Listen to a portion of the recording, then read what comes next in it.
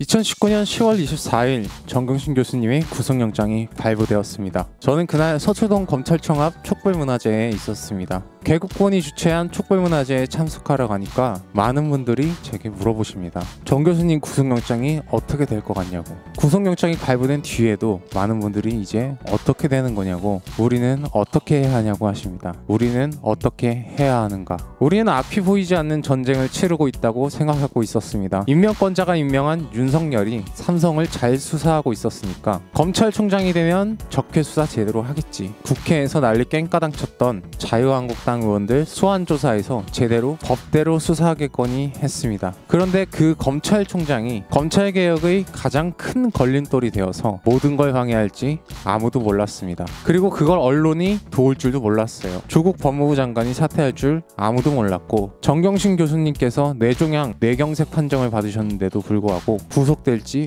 몰랐습니다. 두려운 감정은 이 모른다는 사실에서 옵니다. 모른다는 건 무서운 거예요. 그런데 지금 잠깐만 진정하고 생각해보세요. 우리는 이제 다 알았습니다. 검찰개혁의 필요성을 모두들 가슴 사무치게 다 알고 있습니다. 이 모든 사태를 도왔던 언론이 유튜버 한 명보다도 신뢰할 수 없다는 걸, 그리고 검찰이라는 조직이 언론과 힘을 합쳐 선택적으로 정보를 공개했고, 우리가 수십 년간 믿어왔던 뉴스들이 이런 허점이 있었다는 걸 알았습니다. 검찰개혁과 언론개혁이라는 게 일단 화두로 던져졌는데 우리는 누가 적이고 누가 아군인지 잘 몰랐어요. 그런데 이제는 최소한 적이 누군지 분명하게 알고 있습니다. 적을 알고 있으면 어떻게 싸워야 하는지 전략을 짤 수 있습니다. 두려움은 사라지고 그 자리에 투지가 채워집니다. 지금부터 필승 전략을 알려드릴게요. 오늘 나경원 원내대표가 국회에서 긴급 전문가 간담회를 열었습니다. 유튜브에 자꾸 노란 딱지가 붙는다고 국회의원 3명이 모여서 퍼포먼스를 했어요. 무려 국회의원 3명이 모여서 긴급 간담회를 열었습니다. 국회에서 기자들이 모여서 기사 수십 개가 나왔습니다. 지금 이 타이밍에 왜 그랬을까? 지금 자기들이 원하던 대로 됐으니까 승리를 자축하고 지지자들 결집을 위해서 이거 우리가 이뤄낸 승리라고 홍보해야 하는 타이밍입니다. 자유한국당 입장에서 생각해봅시다. 오늘 그렇게 비판하고 싫어했던 전 법무부 장관 부인께서 구속됐으니 이제 조국 전 장관을 공격해야 합니다. 공식 논평에서는 이제 조국을 수사해야 한다고 말했어요. 그런데 왜 원내대표께서는 유튜브 노란 딱지 퍼포먼스를 오늘 꼭 하셔야 했을까요? 유튜버 본인들밖에 모르는 정보를 왜 자유한국당 의원들이 다 알고 있을까? 이상하지 않아요?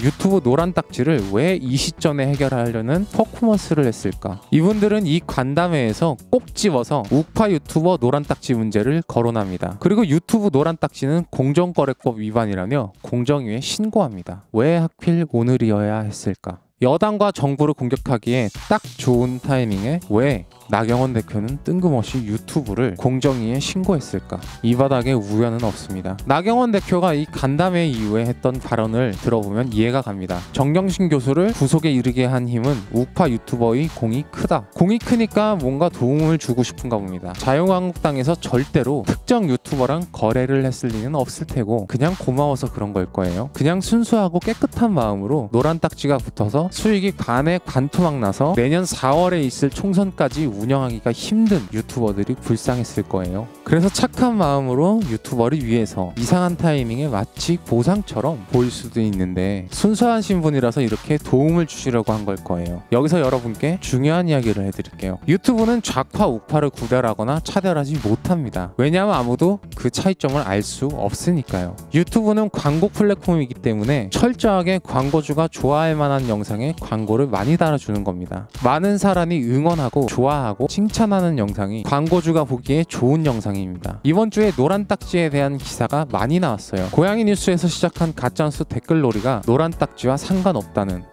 그 말이 맞습니다. 노란 딱지와 가짜뉴스 댓글놀이의 직접적인 관계는 모릅니다. 광고주가 어떤 이유로 영상에 광고를 주지 않는지 구글은 물어보지 않으니까요. 광고주가 싫어하는 채널이나 영상과 키워드에 대해 그 이유를 구글이 물어보지 않으니 당연히 어떤 영향이 있는지도 모릅니다. 그냥 데이터만 있는 거예요. 가짜뉴스 댓글놀이를 시작하기 전과 후에 유튜브에 어떤 변화가 있었는지는 그 결과가 알려줍니다. 데이터는 거짓말을 하지 않습니다.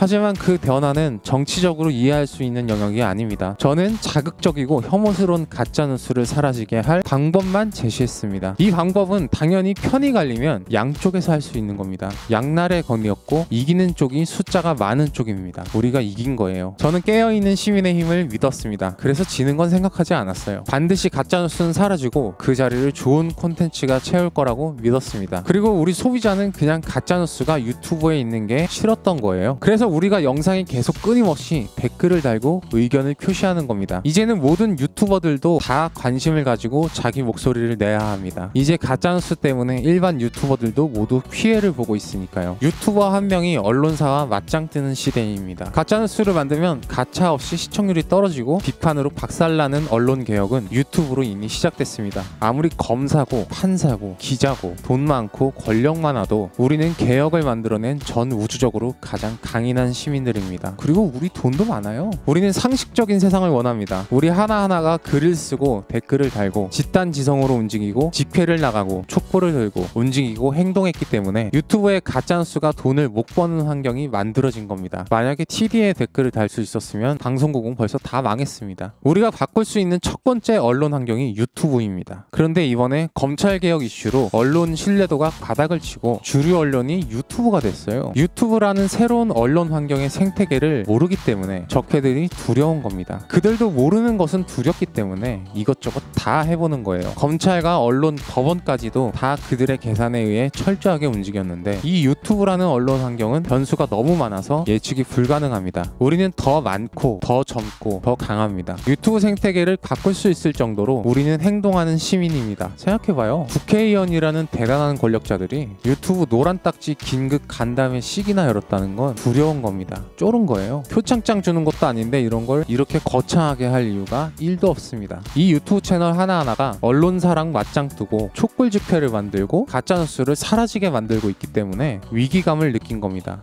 이게 약점인 거예요. 유튜브는 우리 겁니다. 우리가 원하는 세상을 댓글 정도로 표현할 수 있고 좋아요 하나로 표현할 수 있습니다. 표현할 수 있다는 건 상당히 큰 힘입니다. 그리고 우리 하나하나의 소중한 표현이 모여서 큰 전쟁에서 이길 수 있습니다. 고양이 뉴스 원재현이었습니다. 안녕!